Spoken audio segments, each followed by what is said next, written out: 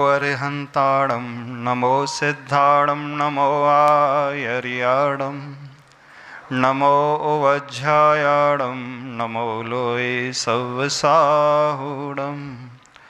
पंच परमेष्टि भगवान की, संत श्रोमण्याचार्य भगवान गुरुदेव श्री विद्यासागर जी महाराज की जय। पूज्याचार्य श्री समय सागर जी महाराज की जय। आज के आनंद की जय।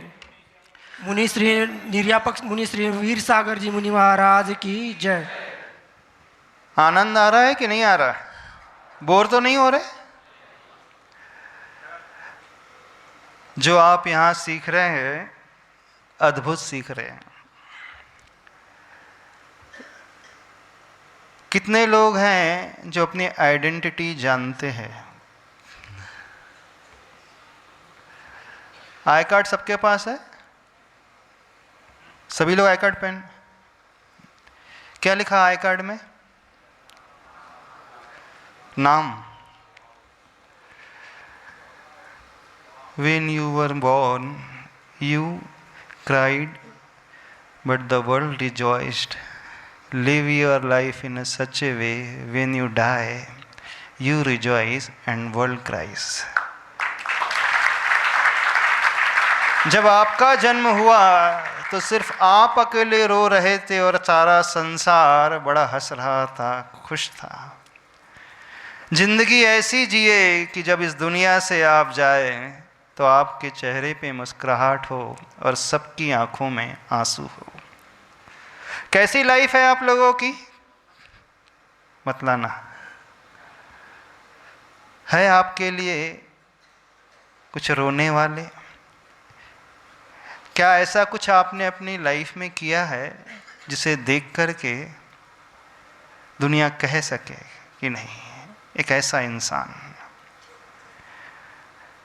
जो अपने लिए नहीं जिया, जो सबके लिए जिया, जो जब तक जिया मुस्कुरा करके जिया, बड़े आनंद से भर करके जिया।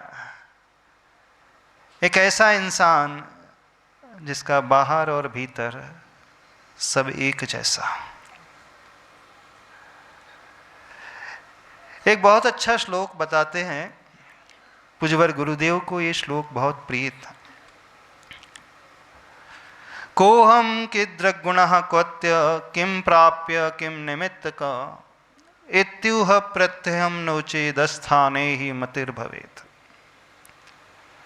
इस श्लोक में कुछ बतलाया नहीं, इस श्लोक में कुछ प्रश्न उठाए गए हैं और बड़े गहरे प्रश्न उठाए गए हैं।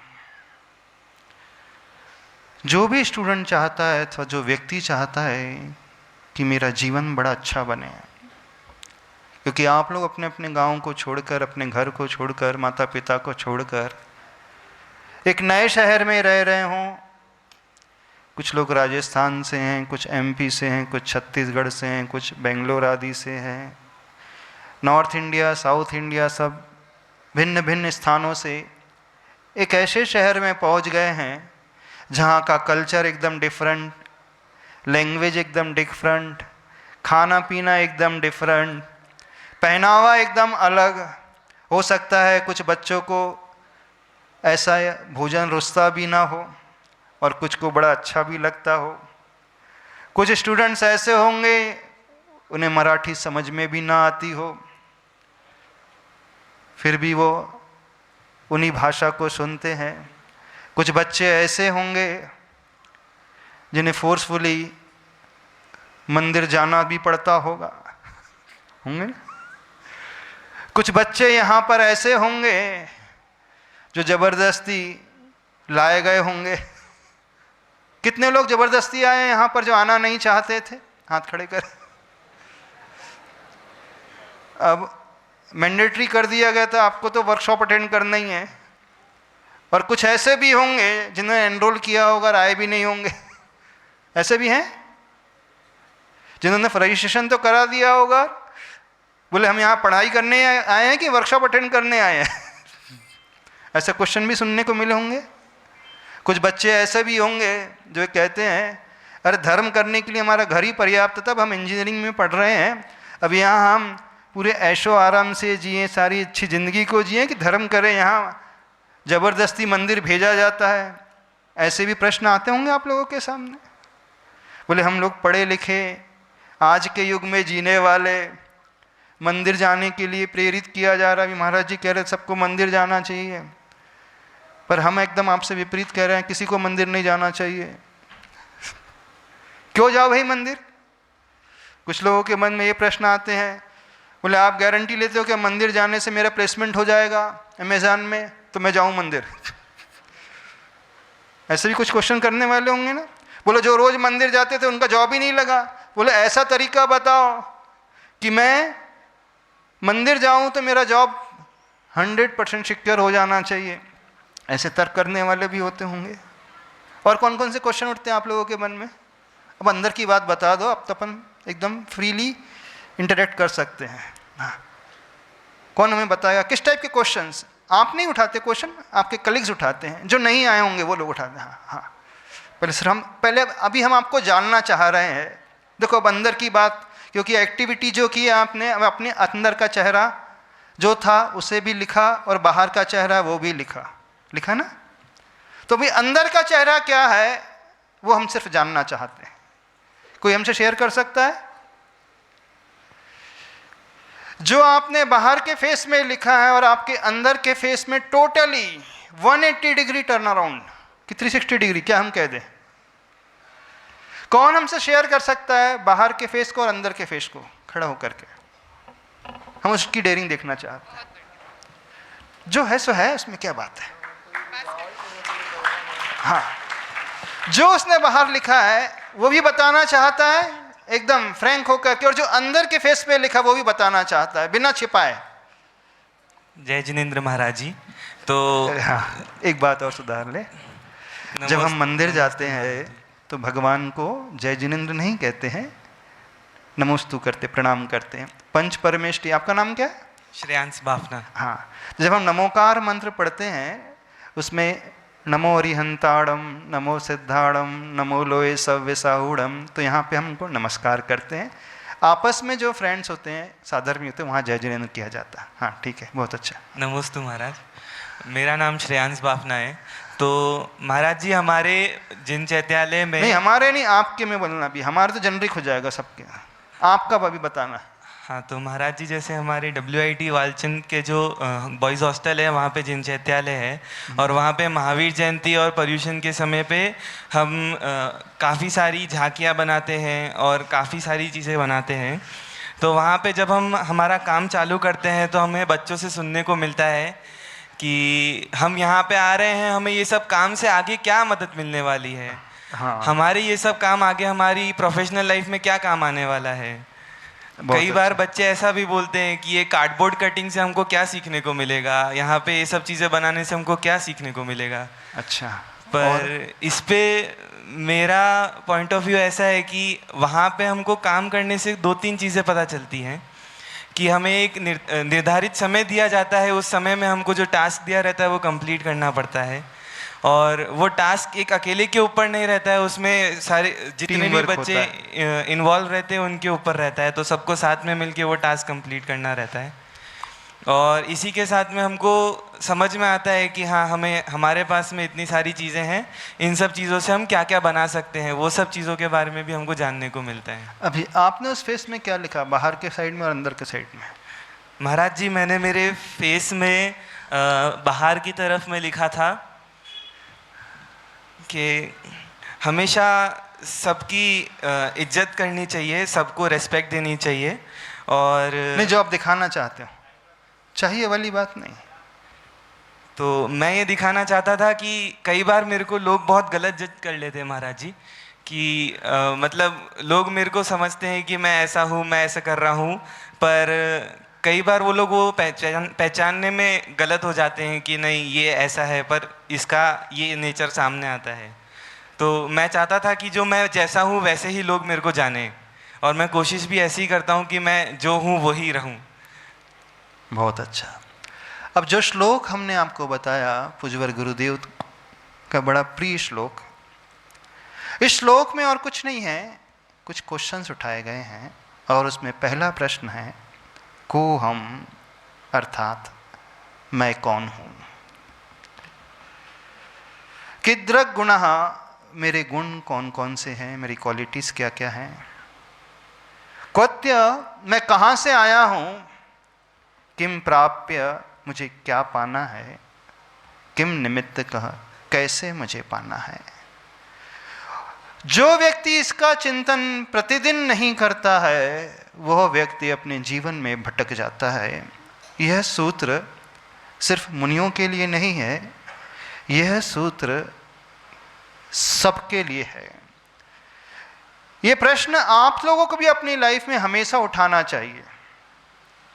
आप कौन हैं, अपनी पहचान किससे मानते हैं, कौन है आप। क्या कभी आपने सोचने की कोशिश की आप कौन हैं। जब भी कौन की बात आती होगी, आइडेंटिटी की बात आती, तो सबसे पहले आपके माइंड में क्या बात आती है, क्या आता, कौन सा आंसर आता है। कोई आपसे आपकी आइडेंटिटी पूछता है तो आप कैसे इंट्रोड्यूस करते हो अपने आप को, अपने नाम से। हाँ, कौन हमें अपना नाम बताएगा। चलो खड़े हो जाओ आप ही। हाँ, कॉर्डलेस ले लो।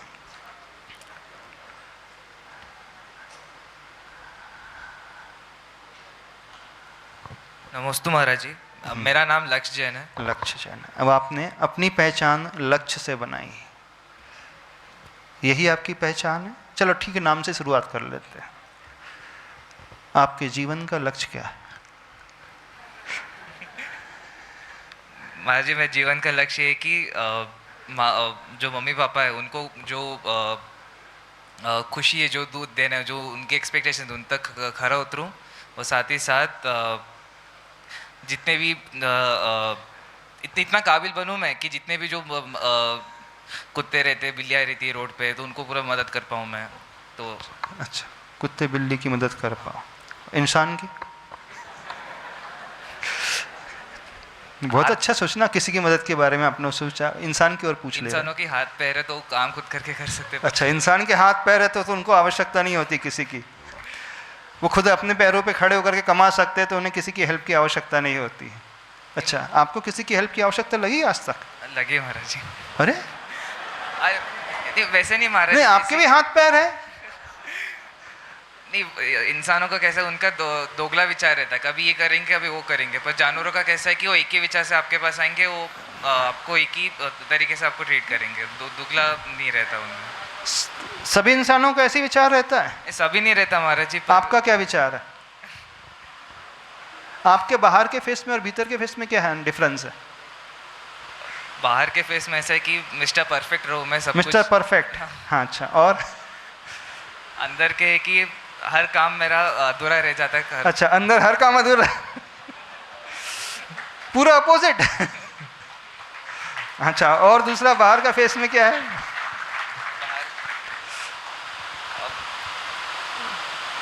बाहर के फेस में महाराज जी कि मैं खुद से वॉल्यूम इसको बढ़ा देना। मैं खुद से ऑब्सेस रहता हूँ हर चीज़ की, मैं खुद के बारे में सोचता रहता हूँ, मैं हूँ ऐसा हूँ वैसा हूँ। हाँ, पर जब मैं अकेला रहता हूँ तो मैं सोचता हूँ कि अरे ये भी तो है, इनके बारे में भी सोचना, इनका भी है, वो भी है, घर वाले। अच्छा, और भी कुछ लिखा है। उतने महाराज जी। देखना कितनी दोहरी जिंदगी हर इंसान आज का जी रहा है। दिखाता कुछ और है, वो अंदर से होता कुछ और ही है। अच्छा, ये दूसरों को दिखाने वाला मिस्टर परफेक्शन अथवा मिस्टर परफेक्ट, ये भाव क्यों पैदा होता है आपके मन में। देखा देखी महाराज जी। अच्छा, देखा देखी कहाँ देखते हो।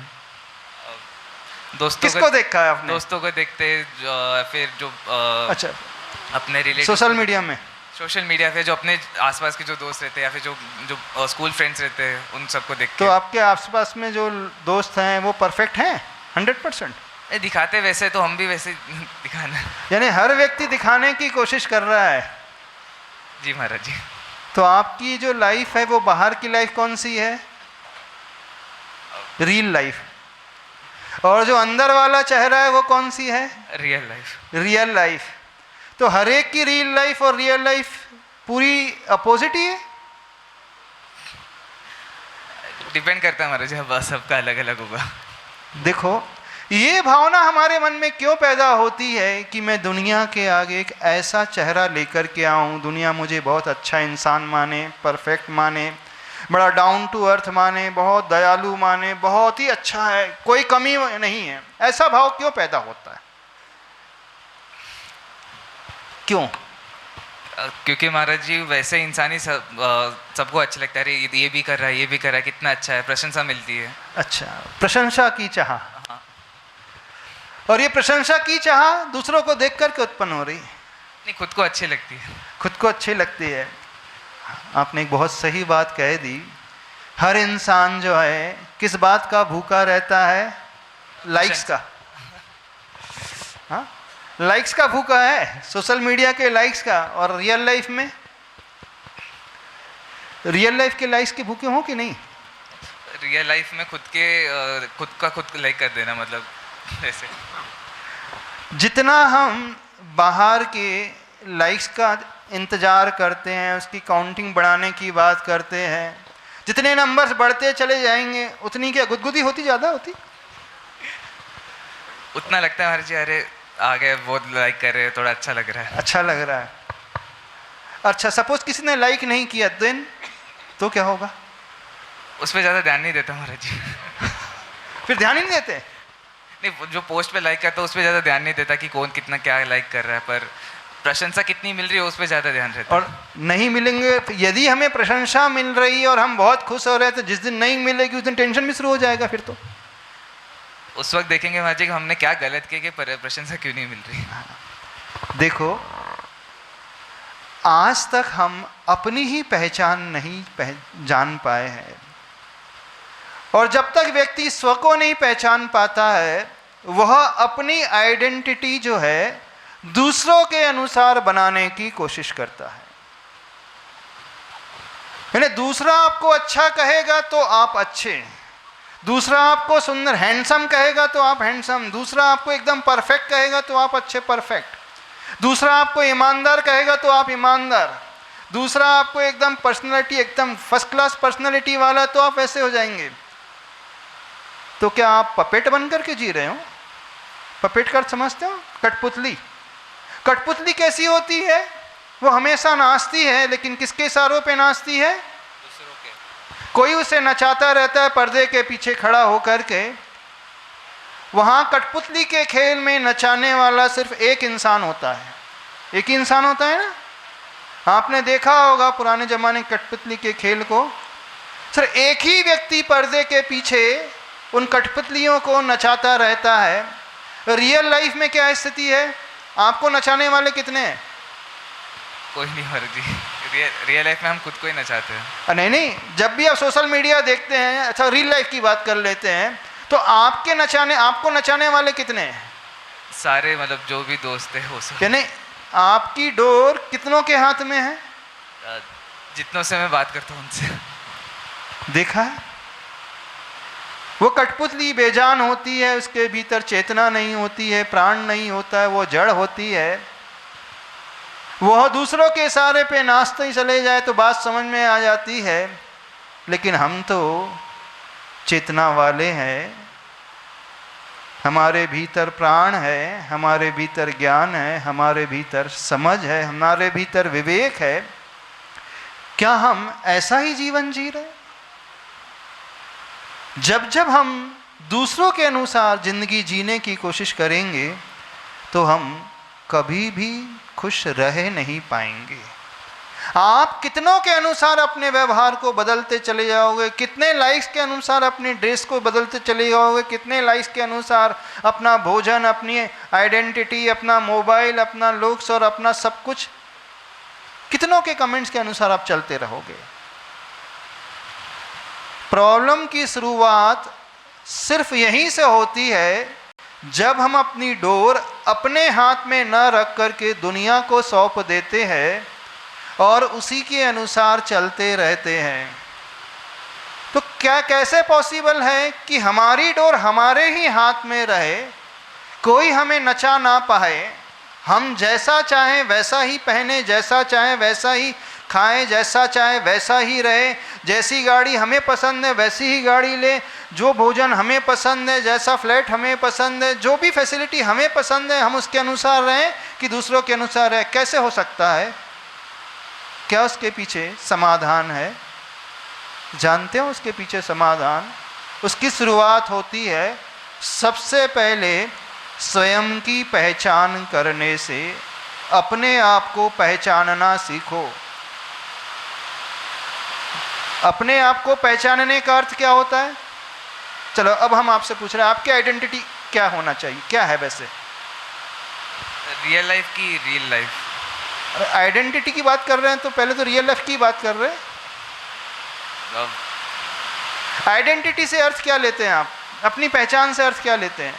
आप कौन हैं? आप अपना इंट्रोडक्शन कैसे दोगे? मेरा नाम लक्ष्य जैन है, मैं 4th ईयर में हूँ, मैं 4th ईयर में हूँ CSE ब्रांच में। बस इतना ही? ये तो एक्सटर्नल हो गई, ये तो फिजिकल हो गई। इसके अलावा पता नहीं मुझे। पता नहीं। कौन हमें अपनी आइडेंटिटी बताएगा आप लोगों में से जो बैठे हैं? आवाज आ रही है लास्ट में? हमारी आवाज आ रही है कि बारिश भी हो रही है? हो सकता है पानी की आवाज आ रही होगी। लास्ट में जो बैठे हैं बच्चे, हमारी आवाज आ रही है आप लोगों को? सुन पा रहे हो? हाँ, हाथ खड़े करके बताना आवाज आ रही है। हाँ, आप में से कौन हमें अपनी पहचान बताएगा? हाँ, स्टूडेंट से पूछना चाहते हैं, सीनियर लोगों से नहीं पहचान पूछना चाहते, जो बच्चे आए हैं WIT के बच्चे। हाँ, एक कॉल्डेस और दे दीजिए।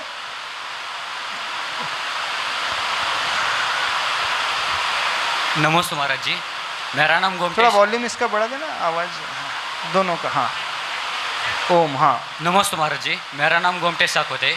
मैं बारिश से हूँ। मेरी आइडेंटिटी हमारे जैसी पहचान जाते, जैसे मैं इंजीनियरिंग के प्रोजेक्ट बनाता हूँ, इलेक्ट्रॉनिक्स के प्रोजेक्ट वगैरह होते हैं, और जिसको भी प्रोजेक्ट बनाना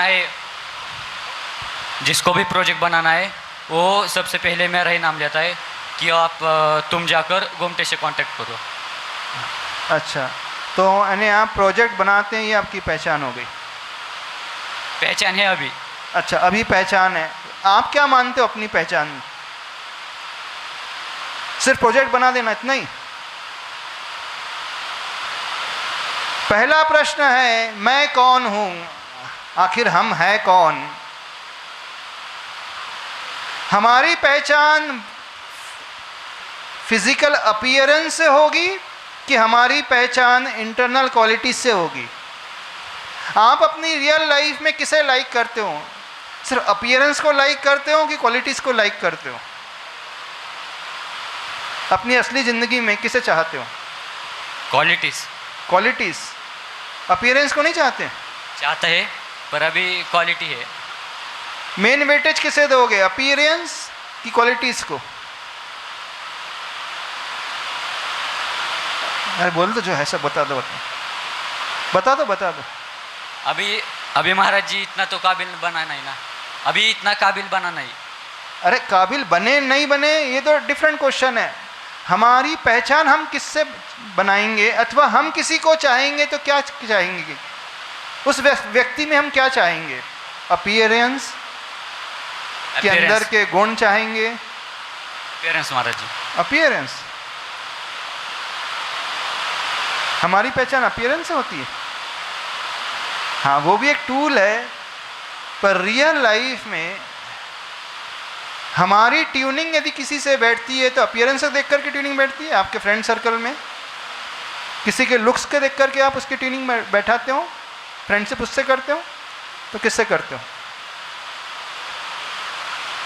जो आपके ट्रैक में चलता हो, आपकी ट्यूनिंग के अनुसार चलता है, जहाँ हमारा मन मिलता है, उनसे फ्रेंडशिप होने लगती है। ऐसी है ना? तो पहचान किससे होना चाहिए? पहचान हमारी इंटरनल क्वालिटीज से होना चाहिए, क्योंकि गुण जो होते हैं वो कभी छूटते नहीं हैं, नष्ट नहीं होते हैं, और जो बाहर का अपीयरेंस है वो तो हमेशा परिवर्तित होते ही रहता है, बदलते रहता है।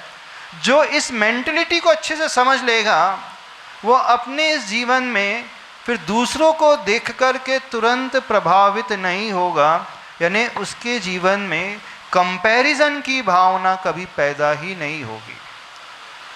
जीवन में प्रॉब्लम की शुरुआत स्वयं को ना देख करके, दूसरों को देख करके उसके अनुसार हम अपने लाइफ के गोल सेट करने लगते हैं।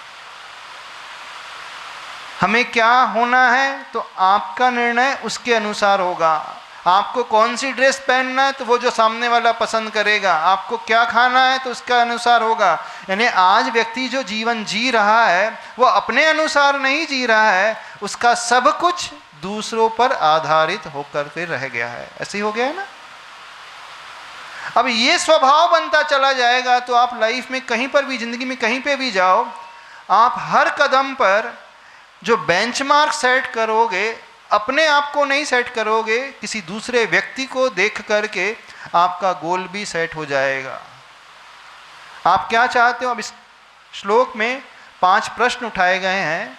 मैं कौन हूं, मेरे गुण क्या है, मैं कहां से आया हूं, क्या मुझे पाना है, ने मेरा लक्ष्य क्या है और कैसे मुझे पाना है। ये आपके लिए भी बिल्कुल फिट बैठता है। मटेरियलिस्टिक लाइफ में भी, पढ़ाई में भी, कॉलेज में भी, एक जिंदगी में भी और एक साधु के लिए भी ये प्रश्न, 5 प्रश्न बिल्कुल फिट बैठते हैं। तो यदि हम अपने आप को बहुत ऊपर उठाना चाहते हैं तो अपने से, स्वयं से प्रश्न करना सीखें, अपने को पहचानना सीखें, अपने को देखना सीखें। आखिर मैं हूं कौन। मैं हूं कौन का अर्थ है मेरे गुण कौन कौन से हैं, मेरा पोटेंशियल कितना है, मेरी क्षमता कितनी है और क्षमता के अनुसार मैं कर कितना रहा हूं, क्या मुझे जीवन में पाना है, मेरा लक्ष्य क्या है, मैं कहां से आया हूं। आप लोग कहां से आए हो। आप लोग कहोगे WIT से, और हमने पूछा कहाँ से आओगे तो अपने अपने गांव का नाम बताओगे। और डीप में जाओगे तो कहाँ से आए हैं, ने आपकी फैमिली कैसी है, आपकी सराउंडिंग कैसी है, आपके पेरेंट्स ने कैसे आपको यहाँ पढ़ने के लिए भेजा है। ये सब वह चिंतन करता चला जाएगा, सोचता चला जाएगा कि कैसे मेरे माता पिता ने सब कुछ सहन करके मुझे उस शहर में भेजा है पढ़ने के लिए, और मैं यहाँ आकर के कर क्या रहा हूँ, क्या मुझे पाना है, मेरा लक्ष्य क्या है। आपका लक्ष्य आपके अनुसार डिसाइड किया हुआ है कि दूसरों को देख करके डिसाइड किया आपने। जब आपने लक्ष्य डिसाइड किया है, गोल डिसाइड किया है, तो कोई पाथ भी डिसाइड किया, रास्ता भी डिसाइड किया, कैसे चल करके उस रास्ते पे चल करके आप अपने लक्ष्य तक पहुंचोगे। इन प्रश्नों को अपने भीतर उठाना सीखें, चाहे फर्स्ट ईयर में हो, चाहे फाइनल ईयर में हो, चाहे आपने कोई अपने जीवन में एक सपना देखा हो, वह सपना आपकी क्षमता के अनुरूप है कि सिर्फ सीनियर्स के कहने पर हो गया है। जब व्यक्ति अपने को भूल करके इससे दूसरों को देख करके अपने जीवन के उत्तर को खोजने लगता है, वहीं परेशानियां शुरू हो जाती है। रियल लाइफ से वह डिस्ट्रैक्ट होकर फिर रियल लाइफ के अनुसार जीने वाला हो जाता है। आज सबसे बड़ा प्रॉब्लम सिर्फ यही आ रहा है क्योंकि आप सबके पास सोशल मीडिया के ढेर सारे अकाउंट्स हैं और दिन रात आप स्क्रॉल ही करते रहते हैं और एक एक रील देखते रहते हैं और रील देख करके अपने जीवन के लक्ष्य का निर्धारण करते रहते हैं। रील की जो ड्यूरेशन होती कितनी देर की होती है? 30 सेकेंड। हाँ, 30 सेकेंड। 30 सेकेंड। आपने किसी रील में देखा कोई व्यक्ति है फटी बनियान में बैठा हुआ है, टॉवल में बैठा हुआ है? रील में देखा? नहीं देखा। तो क्या वो दिन भर में कभी ऐसे बनियान में, ऐसे ड्रेस में नहीं रहता? क्या वो 2400 घंटा एकदम सूटेड बूटेड अच्छे एकदम फर्स्ट क्लास ड्रेस में रहता है? रील में दिखाते कुछ और है और रियल में होते कुछ और। रील में सिर्फ 30 सेकंड्स के लिए जो बेस्ट होता है वही दिखाया जाता है। आपके दिन भर का जो टाइम है 24 घंटे का है, 24 घंटे में आप 30 सेकंड 1 मिनट के लिए वैसे रहते हो, बाकी 23 घंटे और 59 मिनट्स कैसे रहते हो? क्या कभी उसमें आता है? नहीं आता। वहाँ आपने बेंचमार्क कैसे डिसाइड कर लिया? 30 सेकंड्स की रील देख करके आपने डिसाइड कर लिया कि अब मुझे भी ये गाड़ी चाहिए, मुझे भी ऐसा आईफोन चाहिए, मुझे भी इस प्रकार का चाहिए। एक रियल घटना बता रहे हैं, शायद वेस्ट बंगाल में घटी घटना है। एक कपल ने, जिसके 2 बच्चे थे, एक बच्ची थी लगभग 6-7 साल की और एक बच्चा था 8 महीने का। उस कपल ने अपने 8 महीने के बच्चे को बेच दिया सिर्फ आईफोन के लिए।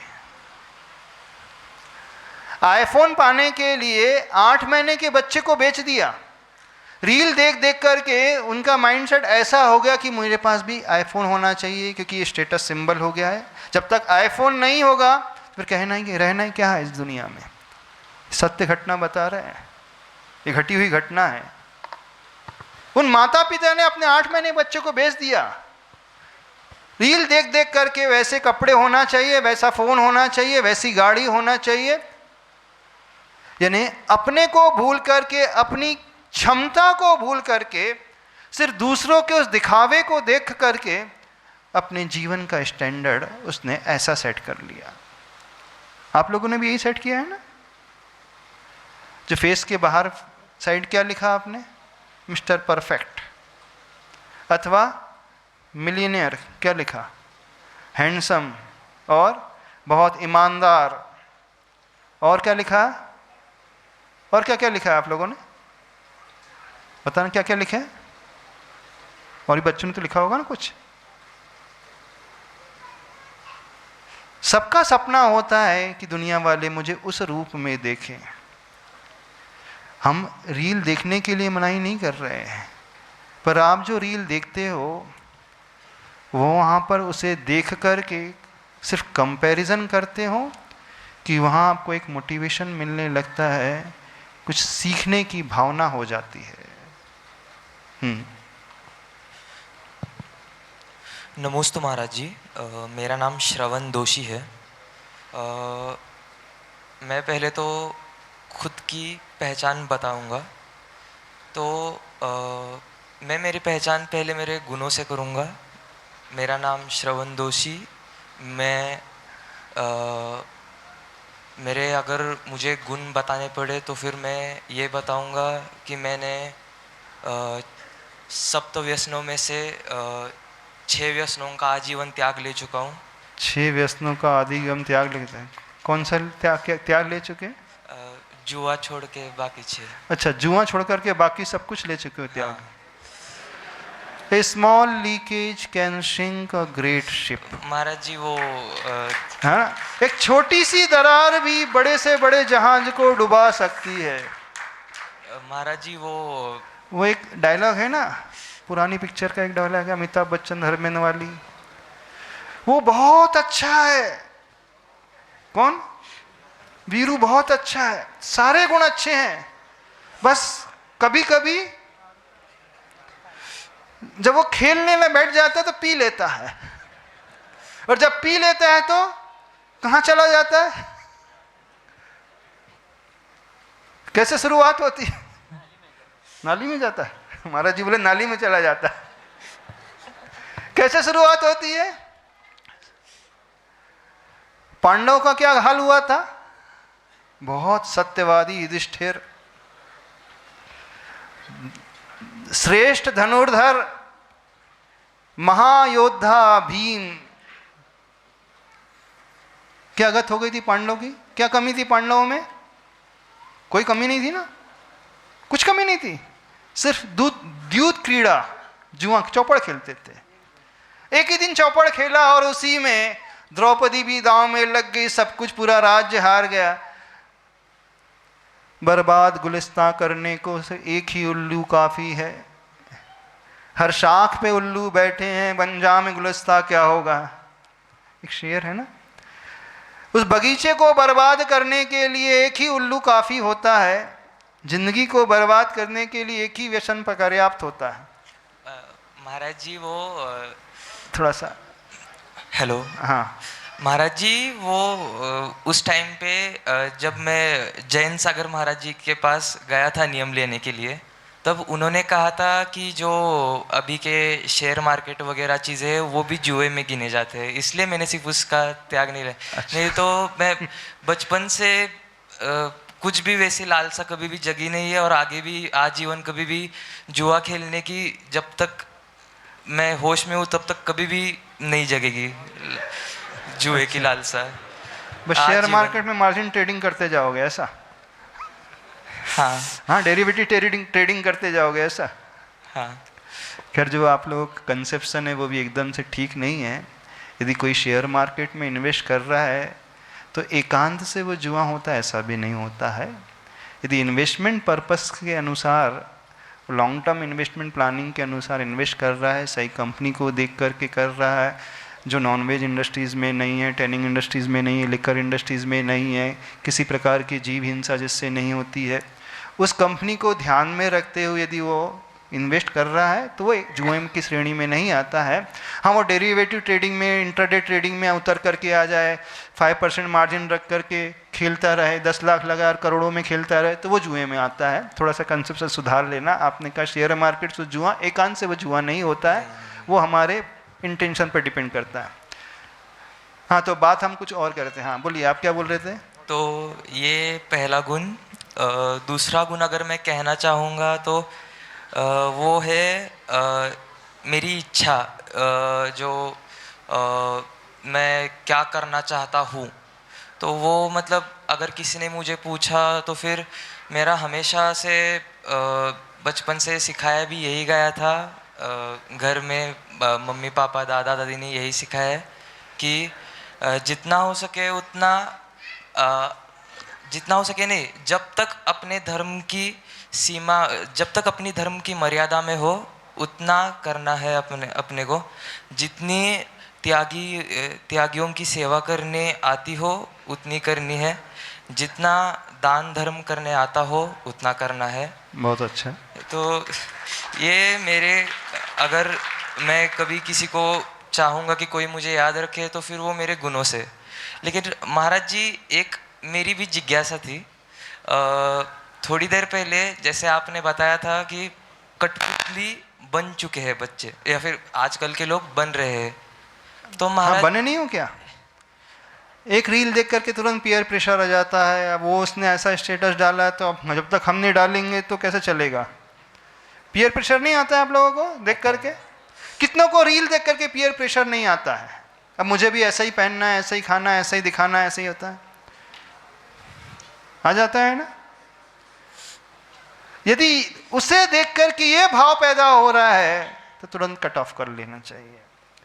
रील देख करके आपको इंस्पिरेशन मिल रहा है, नहीं जिंदगी में मुझे भी अच्छे से इस प्रकार से अचीव करना है, एक मोटिवेशन मिल रहा है उसे देख करके, तो अवश्य देखना चाहिए।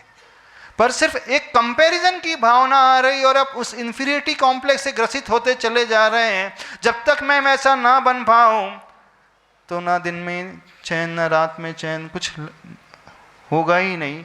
और उसे अचीव करने के लिए बेइंतहा आप दौड़ते ही रहो, दौड़ते रहो, और सब कुछ स्पॉइल कर दो, अपनी लाइफ भी स्पॉइल कर दो। ना अपने लिए समय, ना फैमिली के लिए समय, ना शरीर के लिए समय, ना धर्म के लिए समय। 24 घंटा वो लगा है और अपनी क्षमता को, स्टेमिना को भूल करके, अपनी कैपेबिलिटी को भूल करके अब मैंने बेंचमार्क बना लिया उस रील के अनुसार, उस पर्टिकुलर हीरो को देखकर, उस क्रिकेटर को देखकर अथवा उस पर्सन को देख करके। तो यहाँ प्रॉब्लम शुरू हो जाता है। तो हमें कंपैरिजन नहीं करना, सिर्फ मोटिवेशन लेना है उससे, इस इंस्पिरेशन मिलना चाहिए, प्रेरणा मिलना चाहिए कि नहीं, जब वह अचीव कर सकता है तो मैं अपनी क्षमता के अनुसार अवश्य कार्य करूँगा।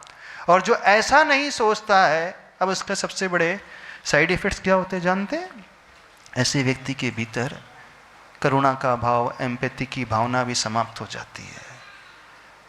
दूसरों के प्रति तो छोड़ दो, अपने परिवार के लिए भी कुछ नहीं हो पाता, कुछ नहीं हो पाता। और वो टेंशन भरा हुआ एकदम पूरा जीवन निकाल देता है, उसकी जिंदगी में कुछ भी नहीं बचता। कहने के लिए वो जी रहा है, लेकिन घिसट घिसट करके, खींच खींच करके अपने आप को जी रहा है, बर्बाद किए जा रहा है। जब आप कोई भी रील देखते हो तो कैसे काम होता है? कौन सा हार्मोन निकलता है?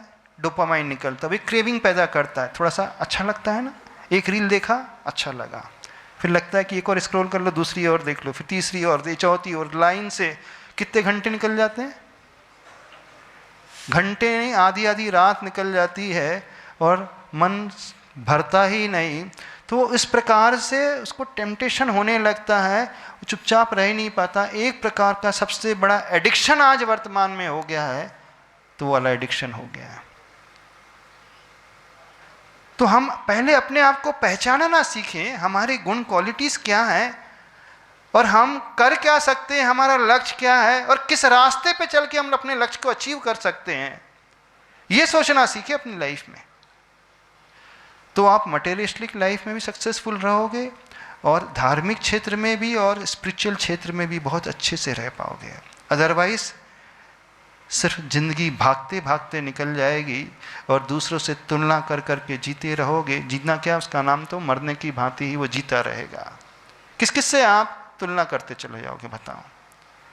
दुनिया में हजारों बैठे हैं, यदि आपने बहुत जी जान लगा कर कुछ अचीव भी कर लिया, फिर एक नया व्यक्ति आ जाएगा, कुछ और अच्छी पोस्ट डाल देगा, आपसे अच्छा उसका पैकेज होगा, आपसे अच्छा उसका स्टेटस होगा, और फिर आपकी वो रेस में जो दौड़ लग रही थी आप फिर पीछे रह जाओगे, फिर भागना शुरू कर दोगे और पूरा जीवन ही समाप्त हो जाएगा।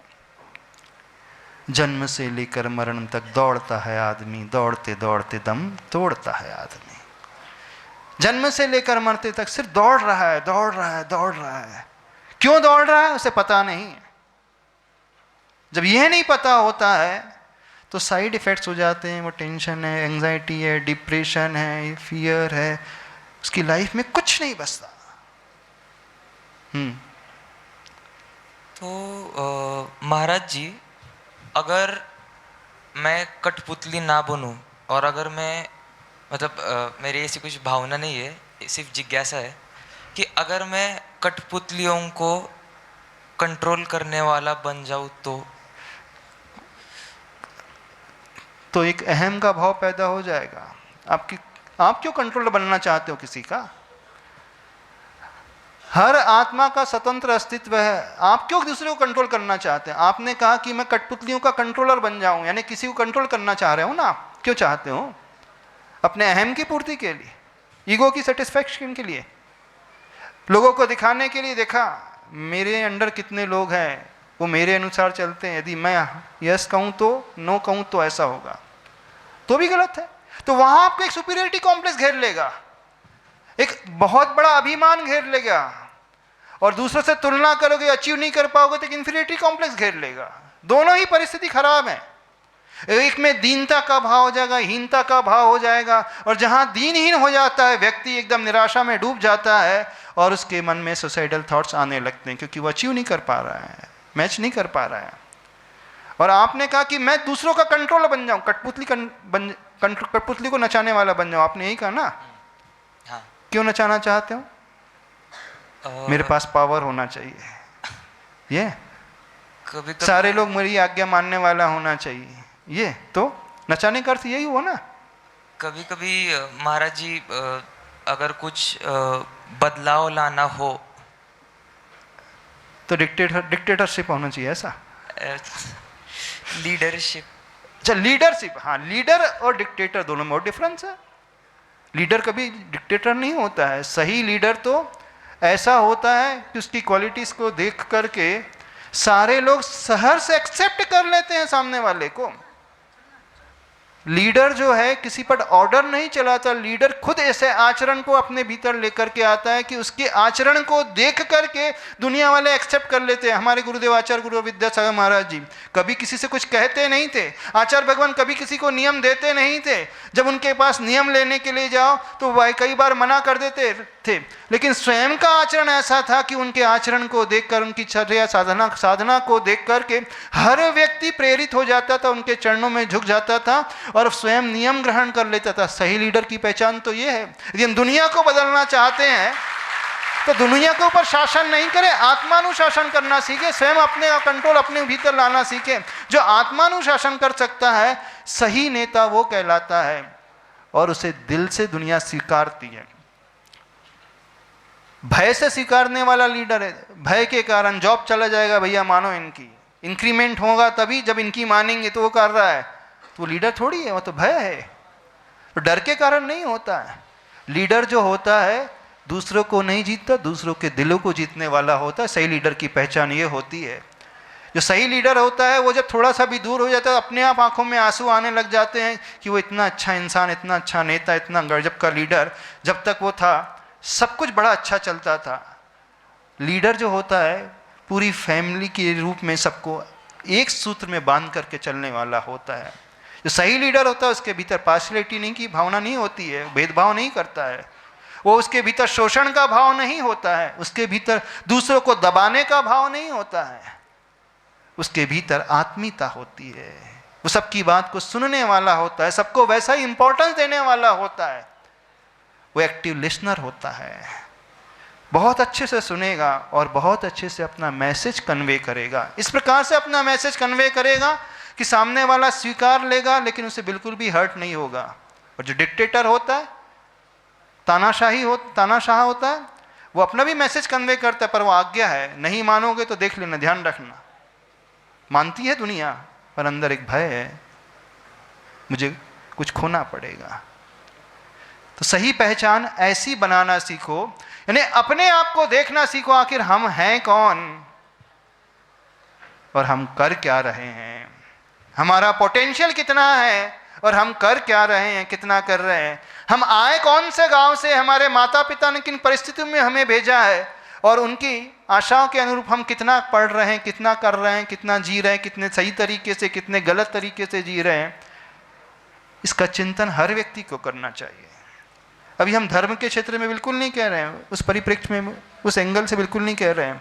आप पढ़ाई कर रहे हो तो भी आपको ये सूत्र अपनी जिंदगी में अपनाना चाहिए कि मैं कौन हूं, मेरी क्वालिटीज क्या है, मेरी क्षमता कितनी है, मैं कहां से आया हूं। जब ऐसा सोचने वाला होगा तो तुरंत दृष्टि उसकी वीकनेस की ओर चली जाएगी, कमियों की ओर चली जाएगी। अरे मुझ में ये बहुत बड़ी कमी है, मुझे नहीं करना चाहिए ऐसा। हमारी बात समझ रही है, समझ रहे हैं आप लोग? नहीं। यहां पे कितने लोग हैं जो अपनी कमियां बता सकते हैं हमें?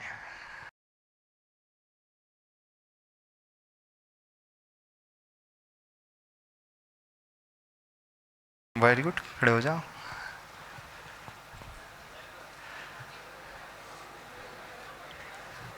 यदि कोई डाउट हो तो पूछ लेना। अब थोड़ी सी अलग जगह चल रहे हैं। हाँ, कमियाँ। नमस्ते गुरुवर, मैं Ram Jain, FI first year CSE से। अब मुझ में अगर मैं कमियाँ की बात करूँ, हमारे अभी कॉलेज में अभी एक इंडक्शन प्रोग्राम लिया था, वहाँ पे हमारी जो हेड थी अपनी प्लेसमेंट सेल की, वो आए थे, उन्होंने एक स्वॉट एनालिसिस लिया था। हाँ, बहुत अच्छा बात है, बहुत अच्छी बात है। स्वॉट एनालिसिस, उसमें strength, weakness, opportunity and threats. हाँ, उसमें वीकनेसेस में मैंने बहुत सारी चीज़ें लिखी, बहुत सारे, मतलब मुझे लगा भी नहीं था, लेकिन मैंने प्रयत्न किया। उसमें से सबसे बड़ा तो लाइक ये कि एक फियर ऑफ मिसिंग आउट हो गया। उसके बाद FOMO, yes, fear of missing out. एक दूसरा भी एक टर्मिनोलॉजी आती है, जोमो। जोमो का नाम सुना है? Joy of missing out.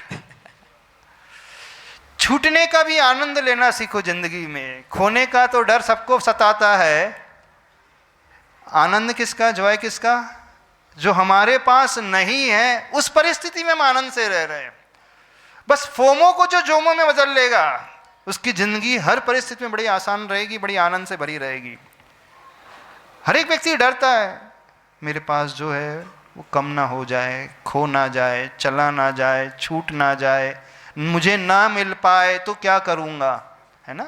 जब आप रील देखते हो, यदि मैं ऐसा ना पहनूं तो क्या होगा, if this not happens then what will.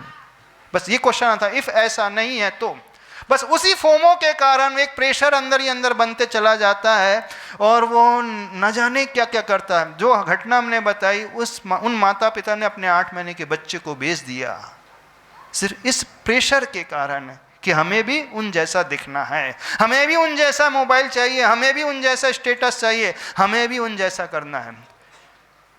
हद तो तब हो गई, एक बच्चे को भेज दिया और अपने ही बच्चे को भेज दिया। ये सत्य घटना है, लगभग 2 वर्ष पूर्व घटी हुई होगी, हो सकता आपने पढ़ी होगी अथवा सुनी भी होगी। जब हमने देखी तो गजब हो गया।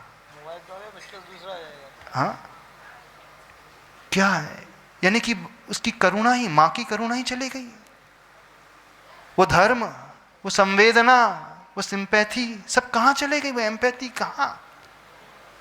यानी कितने साइड इफेक्ट्स होते हैं जब आप रियल लाइफ के चक्कर में चल जाते हो, तो आप अपनों के भी नहीं रह पाओगे, स्वयं के तो रह ही नहीं पाओगे और अपनों के भी नहीं रह पाओगे। आपकी जिंदगी सिर्फ ऐसी होगी जैसे एक व्यक्ति घसीट रहा है, ढो रहा है। जब बहुत भारी वजन हो जाता है ना, तो उसे कंधों पर उठाया नहीं जाता है, उसे घसीटते हुए ले जाया जाता है। अभी खैर ट्रॉली चलने लगी, पहले क्या होते थे, लोग घसीटने लगते थे। ऐसे ही आज लोग जीवन जी रहे हैं, जीवन को जी नहीं रहे हैं, अपने जीवन को वो घसीट रहे हैं। तो अपने जीवन को घसीटो मत, अपने जीवन को ढो नहीं। और ये ढोने का मेन रूट कॉज है सिर्फ दूसरों को देख करके अपने स्टैंडर्ड सेटअप करना, उस रियल लाइफ के अनुसार अपने आप को बनाने की कोशिश करना। और विश्वास मानो, रियल लाइफ में कुछ भी रियलिटी नहीं होती है। जिन्हें आपने अपने लाइफ में रोल मॉडल माना है, जितने भी फिल्म एक्टर्स हैं, उनकी रियल लाइफ कैसी होती है? किसी की लाइफ अच्छी है ही नहीं, सबके डाइवोर्स होते रहते हैं, सबके कुछ भी होते रहता है, लेकिन रियल लाइफ में कुछ होता नहीं, बिल्कुल कुछ नहीं होता है। तो जो रियल लाइफ को देख करके अपने स्टैंडर्ड सेट कर रहे हैं, रोल मॉडल बना रहे हैं, उनसे कहना है जिसे आप देख रहे हैं उसकी असलियत भी जानने की कोशिश करो, आखिर वो असली जिंदगी में है कैसा। उसके बाद एक कम्युनिकेशन स्किल्स हो गए, बहुत ज़्यादा कम कॉन्फिडेंस हो गया है, एक में के साथ बहुत ऐसे जल्दी से बोल नहीं सकते, कन्वर्जेशन जो है वो हम बहुत ऐसे जल्दी नहीं कर सकते, इनिशिएटिव नहीं ले सकते, एक वो है। जिंदगी में ऊपर उठना है ना, हर व्यक्ति से कह रहे हैं अपना स्वॉट एनालिसिस करो, लिख लो सभी लोग, अपनी स्ट्रेंथ्स को पहचानना सीखो, अपनी वीकनेस को पहचानना सीखो। एक बहुत अच्छा उदाहरण आचार्य भगवान दिया करते थे, आप लोगों को बात इजीली समझ में आ जाएगी। घर में जो माँ होती हैं, जब अन्न बीनती हैं, दाल बीनती हैं, साफ करती हैं, कैसे साफ करती हैं? गेहूं है, दाल है, चावल है, उसमें ढेर सारी कंकड़ आदि होते हैं, तो क्या बीनती हैं वो? थाली में लेकर के दाल के दाने हैं, चावल, क्या क्या निकालती हैं?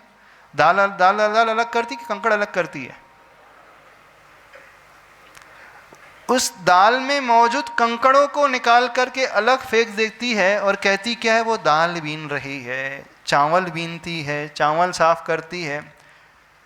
उद्देश्य चावल को साफ करना है, लेकिन बीनती कंकड़ है। ऐसे ही जिंदगी को अच्छी बनाना है तो हमें अपनी कमियों को बीनना होगा। तो अपनी वीकनेस को पहचानो। जब तक हम अपनी वीकनेस को पहचानना नहीं सीखेंगे, कभी ऊपर नहीं उठ पाएंगे। आप जब ड्राइव करते हो, मोटरसाइकिल चलाते हो, तो रोड देखते हो कि रोड में गड्ढों को देख करके अथवा स्पीड ब्रेकर देख करके अथवा ट्रैफिक देख करके अलर्ट होते हो। जब भी आप ड्राइव करते हो तो रोड देखते हो कि ट्रैफिक को देखते हो कि ब्रेकर्स को देखते हो कि गड्ढों को देखते हो? किसे देखते हो? कहीं ट्रैफिक ना आ जाए, कहीं ब्रेकर ना आ जाए, कहीं गड्ढा ना आ जाए, कहीं डाइवर्जन ना आ जाए, ये देखा जाता है ना। तो दृष्टि की कमी की ओर होना बहुत आवश्यक है। जब तक वीकनेस को पहचानना नहीं सीखेंगे हम, कभी हमारे भीतर इम्प्रूवमेंट नहीं आ सकता। और ये विश्वास मानो, हर एक स्टूडेंट में ढेर सारी वीकनेसेस हुआ करती हैं, सब में होती हैं। और जो पहली बार गांव को छोड़ करके इस कॉलेज में आया है, तो गांव के सरकारी स्कूल में पढ़ा होगा, वहाँ का एटमॉस्फेयर ही अलग होगा, वहाँ उसका कॉन्फिडेंस ही नहीं रहता होगा। सब अच्छे अच्छे स्टूडेंट देखते कॉन्फिडेंस लेवल एकदम लो हो जाता होगा, तो उससे भी डर लगता होगा। तो देखो ना, आप सीखो।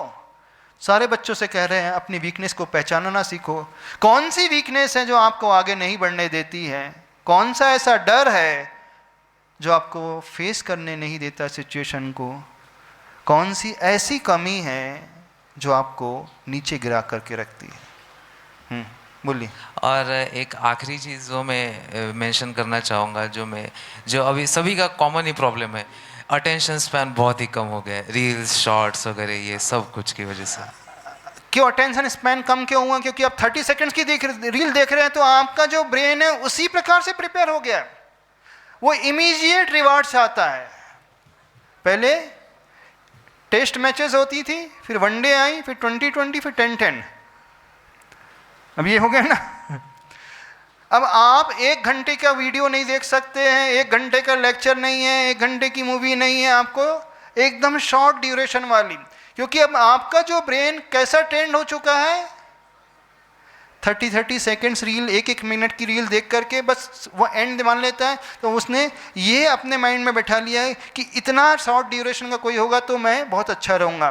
तो इससे आपका फोकसिंग जो पॉइंट टाइम होता है बहुत रिड्यूस होता चला जा रहा है, नहीं कॉन्सेंट्रेशन लेवल भी बहुत ज़्यादा घटता चला जाता है।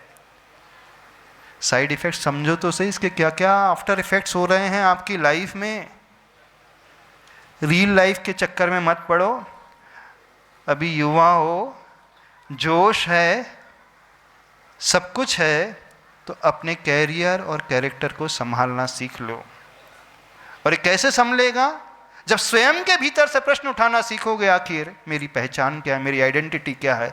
मैं अपनी आइडेंटिटी दूसरों के अनुसार बना रहा हूँ अथवा अपने शरीर के अनुसार बना रहा हूँ कि अपनी क्वालिटी के अनुसार अपने आप को बना रहा हूँ? कैसे? दूसरों के अनुसार कभी भी अपनी पहचान नहीं बनाना, इवन अपने शरीर के अनुसार भी अपनी पहचान नहीं बनाना। यदि आप अपनी पहचान अपने शरीर के अनुसार बनाने वाले हो जाओगे तो दूसरों के भी आप शरीर को ही देखोगे और उसी में फंस करके रह जाओगे। होना क्या चाहिए? हम अपने गुणों को देखना सीखें। गुणों को देखने का अभिप्राय, क्या हमारे भीतर स्ट्रेंथ्स हैं और कौन कौन सी वीकनेसेस है। जब एकदम अंदर से डाउनफॉल आने लगे, निराशा घेरने लगे, उस समय अपने आप में कैसे इंप्रूवमेंट लेकर के आए, तो फिर उस समय अपनी स्ट्रेंथ्स को देखना कि नहीं, सारी कमियां ही कमियां मुझ में नहीं है, कुछ अच्छी भी बातें हैं। तो उन अच्छी बातों की ओर ध्यान आएगा तो आपका कॉन्फिडेंस जो है बूस्ट होने लगेगा, बढ़ने लगेगा कि नहीं। वहाँ एफर्मेशन आपके जीवन में काम आएगी कि नहीं, मैं कुछ अच्छाइयाँ भी रखता हूँ। बुरे से बुरे इंसान के भीतर भी कुछ ना कुछ अच्छाइयाँ अवश्य होती है कि नहीं। कोई भी घर हो, हर घर में और कुछ हो ना हो, एक दरवाज़ा तो अवश्य होता है, खिड़की तो अवश्य होती है कि नहीं होती है। तो जैसे बिना खिड़की के कोई घर नहीं होता, ऐसे ही बिना अच्छाइयों के भी कोई इंसान नहीं होता है। भले ही ढेर सारी कमियां हैं पर कुछ अच्छाइयां भी हैं। उन अच्छाइयों की ओर दृष्टि लाएंगे तो हमारा आत्मविश्वास जो है बढ़ना लगेगा, और वो आत्मविश्वास हमें एकदम इन्फीरियरिटी कॉम्प्लेक्स से नहीं घेरेगा, उन कठिन परिस्थितियों में से भी लड़ने का एक मौका देगा और वो आगे चला जाएगा। समझ में आ रही है बातें? नहीं समझ में आ रही हैं? हाँ, किसी को क्या डाउट है, पूछना है तो पूछ सकते हैं। चलिए।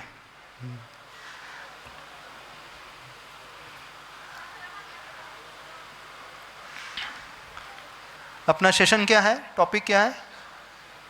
Real life versus real life. और आज के ज़माने में विशेषकर आप कौन सी जनरेशन वाले हो? जेनजी हो ना सब?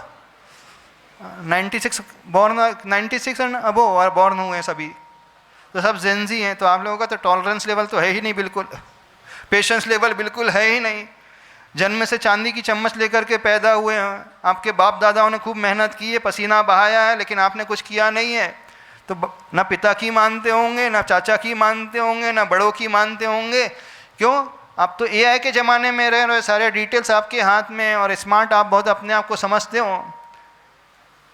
हो कि नहीं? बोले मेरा जो डिसीजन है एकदम परफेक्ट रहता होगा। वो तो पुराने ज़माने के हो गए, घर के बुजुर्ग लोग हैं, उन्हें क्या समझता है। तो आज की जनरेशन, आपकी जनरेशन को समझाना बड़ा कठिन है। आप भी एक्सेप्ट करते हो कि नहीं?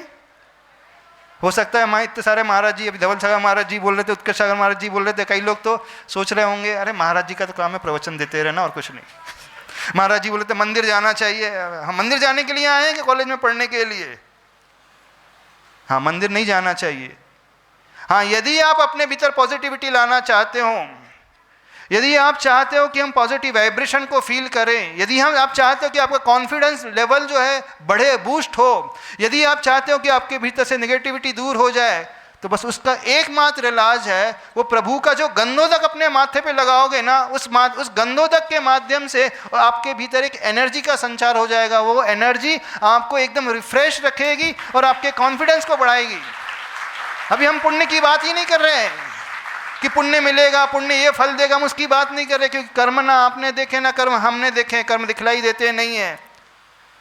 तो आपको एनर्जी तो फील होती है कि नहीं, आपको कॉन्फिडेंस लेवल तो फील होता है कि नहीं, आपको ये तो फील होता है कि जब जीवन में हम कहीं भी जा रहे हैं, कोई मांगलिक चिन्ह दिख जाए तो वो अच्छा कार्य होता है कि नहीं।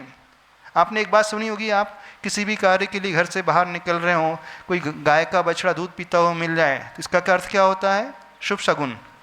ये मानते हो ना? कोई महिला भरा हुआ कलश लेकर के आ जाए तो क्या होता है? शुभ शगुन होता है। ऐसे वो शुभ शगुन ये इंडिकेशन दे रहा है कि आप जिस पर्पस को लेकर के घर से निकले हो उस कार्य में अवश्य सफलता मिलेगी।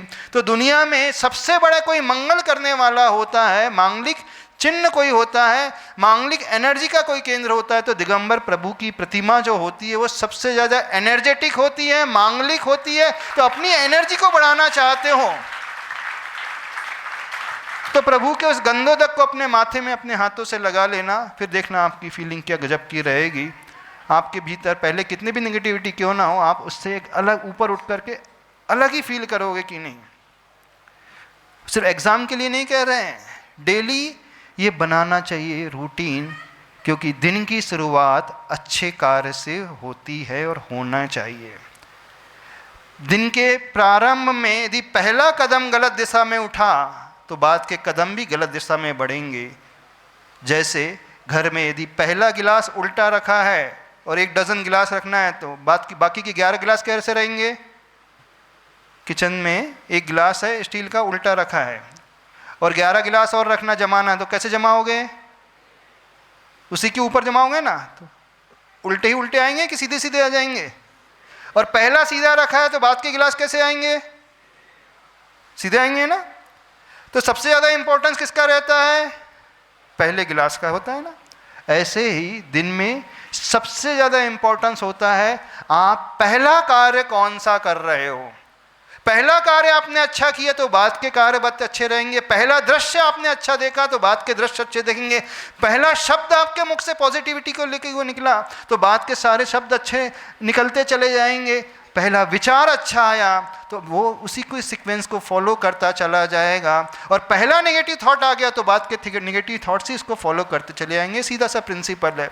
तो अपने दिन को अच्छा बनाना चाहते हो तो क्या करना चाहिए? हमारा विचार पहला अच्छा होना चाहिए, हमारे मुख से शब्द पहला अच्छा निकलना चाहिए, हमारे हाथों से शरीर से पहला कार्य अच्छा होना चाहिए, हमारा पहला कदम अच्छी दिशा में बढ़ना चाहिए और कोई भी एक्टिविटी पहले अच्छी हो, बस उसके बाद फिर जो आपको करना सब कर सकते हो। फिर उसका चमत्कार आप अपने जीवन में देखना, बड़ा गजब का चमत्कार आपको देखने को मिलेगा। कर सकते हो कि नहीं अपनी लाइफ में?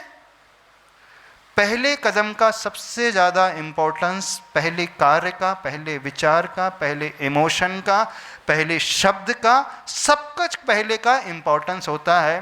तो अपने दिन को अच्छा बनाने के लिए पहला कदम, अपनी लाइफ को अच्छा बनाने के लिए सोच समझ करके उठाई हुई पहली एक्टिविटी। कोई डाउट तो नहीं है? तो आपके मुख से पहला शब्द कौन सा निकलता है? गाली निकलती होगी कई बच्चों के मुख से। तो पहला दृश्य कौन सा देखते होंगे? मोबाइल खोल करके अथवा आईना ही देखते होंगे आप लोग तो। और सबसे सुंदर तो आप ही होंगे दुनिया में। कामदेव के बाद आप ही का नंबर आता होगा। WIT में सारे कामदेव पढ़ते होंगे, है ना? हाँ, सारे गुणवान WIT में होंगे तो पहले गुणवान आप ही होंगे, इसलिए आप अपना चेहरा देखते होंगे। यार अपने को भीतर ढेर सारी कमियां हैं तो पहला चेहरा किसका देखना? प्रभु का देखना। मुख से क्या अच्छा शब्द निकले तो कोई मंत्र निकले। विचार कौन सा है? पॉजिटिविटी को लिए हुए विचार आए। निराशा वाला कोई विचार नहीं आए। भले एग्ज़ाम भी क्यों ना हो, कोई सिचुएशन खराब भी क्यों ना हो, उस सिचुएशन में भी पहला थॉट बहुत इम्पोर्टेंस रखता है। तो अपने दिन को, अपनी लाइफ को अच्छा बनाने के लिए बस पहली उस क्रिया का हर व्यक्ति अपने जीवन में ध्यान रखे। अब पूछ लीजिए क्या है एक्टिविटी। अच्छा, ब्रेक लेना है। हाँ, without way break we will break down. थक गए होंगे बेचारे। बेचारे तो नहीं है? बेचारे तो नहीं हो? तो एनर्जेटिक हो कि नहीं? एंथुसियास्टिक हो कि नहीं? थके हुए तो नहीं हो? अरे मुनि महाराज के देखो, महाराज जी का उपवास है फिर भी बैठे हैं और आप तो खा पी करके। अच्छा, ब्रेकफास्ट में क्या मिला था? ब्रेकफास्ट में क्या मिला था बताओ? अब आपके काम की बात आ रही है। हाँ, ब्रेकफास्ट में क्या मिला था? कौन खड़े होकर बताएगा? हाँ, कौन बताए खड़े होकर के? क्योंकि हमने एक्टिविटी बोली थी माइंडफुल तरीके से ब्रेकफास्ट करना है। हाँ, जो भी मिला था उसका कलर क्या था, टेस्ट क्या था, उसका शेप क्या था, उसका टच सेंस कैसा था, उसका टेस्ट कैसा था, और उसका गंध कैसी आ रही थी, रंग कौन सा था, और क्वांटिटी कितनी। हाँ, क्या था ब्रेकफास्ट में, क्या था, और लंच में क्या था? कौन बताए खड़े होकर के? अब इसमें थोड़ी कॉपी देखना आपको। हाँ, कौन बताएगा? सारे उपास ही बैठे हाथ में। किसी ने ब्रेकफास्ट नहीं किया आज? लंच किया सबने? अच्छा, लंच में क्या क्या था? हाँ, माइंडफुल तरीके से लंच करना था, वो बताना था। मुनिश्री के चरणों में बारंबार नमोस्तु। लंच में पनीर की सब्जी, अच्छा। चपाती, राइस और गुलाब जामुन। अच्छा, कलर कैसा था चपाती का? ब्राउन। और टेस्ट कैसा था चपाती का? सॉल्टी। सॉल्टी? तो सॉल्ट का टेस्ट है, चपाती का टेस्ट पूछ रहे हैं। चपाती का टेस्ट बताना है। उसमें नमक डाला। मीठा था, नमकीन था, चरपरा था, कषायला था, खट्टा था, कैसी थी? रोटी का स्वाद बताना कैसा है आपका? उसमें नमक डाला था इसलिए नमकीन। तो नमक का स्वाद है आपको। रोटी का स्वाद क्या था? रोटी का फिर वो आटे ही, तो आटे का कोई स्वाद थोड़ी होता। आटे का स्वाद नहीं रहता? रोटी का स्वाद नहीं रहता कभी? अरे दिन रात रोटी खाते रहते हो, कभी स्वाद ही नहीं लिया? आज शाम को सबको रोटी का स्वाद लेना है और कल बताना है। हाँ, और गुलाब जामुन का स्वाद कैसा था? मीठा। कलर कैसा था? Brown, dark brown. Dark brown. Spongy था कि नहीं था? हाँ। मन क्या कह रहा था? खाने के बाद मन क्या कह रहा था? बढ़िया। और खाना। कितने खाए? 4-5। 4-5? तो सारे 4-5 गुलाब जामुन टेस्ट लेकर के, शेप देख करके, कलर देख करके, स्मेल लेकर के खाए कि ऐसे खा गए? ऐसे ही खा लिए। ऐसे क्यों खाए? अब एक्टिविटी ये है, शाम को जो भी आप लोगे पूरे माइंडफुल तरीके से लेना है।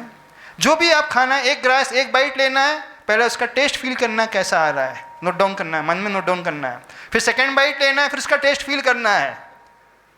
एक नियम दे दे, जो भी आपकी थाली में सजा होकर के आए, सब्जी है तो सिर्फ सब्जी खाना है, दाल है तो दाल खाना है, चपाती तो चपाती खाना है, मीठा है तो मीठा खाना है, एक बार में एक ही आइटम खाना है। क्या हमने कहा? समझ में आया? क्या कहा हमने?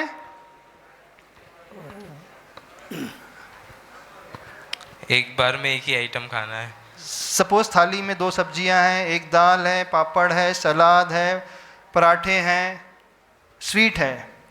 तो एक सब्जी, एक बार में सिर्फ सब्जी अकेले, फिर एक बार में सिर्फ दाल अकेले, फिर एक बार में पराठे का ग्रास अकेले।